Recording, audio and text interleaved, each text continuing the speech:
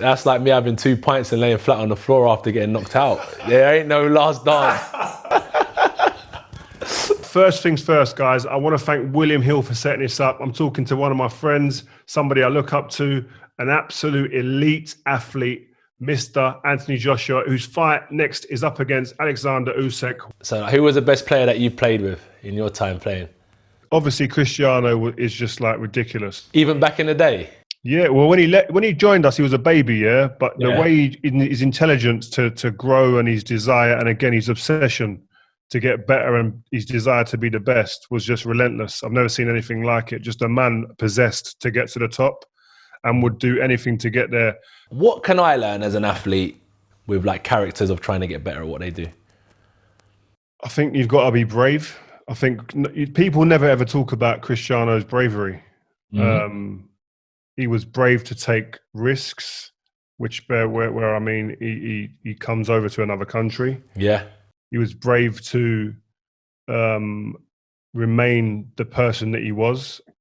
Didn't change really. Adapted, yes, but didn't change his core self and his foundations. Like I say, became an obsessive with the sport that he chose, which is football, and then drilled down into details, which were building a team around himself. I went round his house one time and I walked in and he had like about 6-7 people sitting in the front room, and I said to him, like, Chris, who are all these people, man?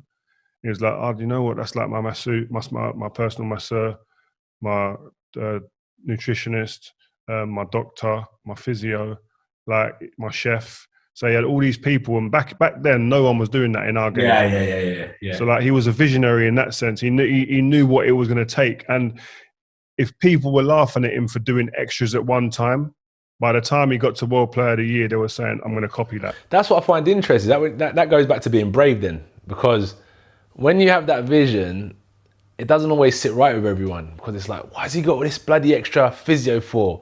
Like, he's got food at the club. Why has he got this chef at home for? But does it go against the grain? Sometimes you have to go against the grain. Yeah, and sometimes you've got to be a bit of a disruptor. Like, I think it's in business is the same as in sports. Disruptors in the right way, they make waves and they're remembered and they're not forgotten. They go in there and they change up, and that's just the way it is. And I think he's just he's very visionary in that. And when I listen to you speak, there's very big similarities when I speak to Cristiano. Like, he will have like objects in the back of when we're zooming or whatever, and I'll go, what's that? And you go, that's the energy for the room. What?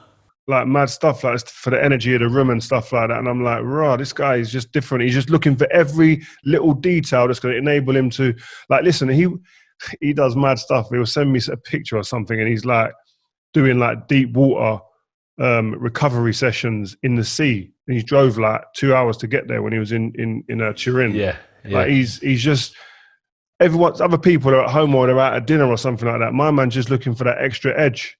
That's what I find interesting. Him joining Man United is a tough ask. It's a lot of pressure that he's going to be under. I don't think he feels pressure, you know.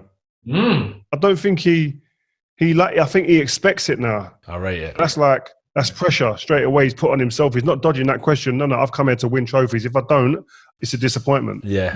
It's a good mentality, man. But it's different in boxing. You can't do that. You can't have a little last dance. You can't have that. I mean, you can't just go, you know, I'm going to have 2 for the road I'm going to have when you're on your last legs. It's like me having 2 pints and laying flat on the floor after getting knocked out. There ain't no last dance. Like, do you know what it is though? That's like the mental thing though with boxing, is that if you have got your last dance in your mind, you got to give it everything you've got. Because what I think when you're saying all this stuff with Ronaldo, like the chef, in my head, it seems like a perfect world. Like, oh, he must have had it nice.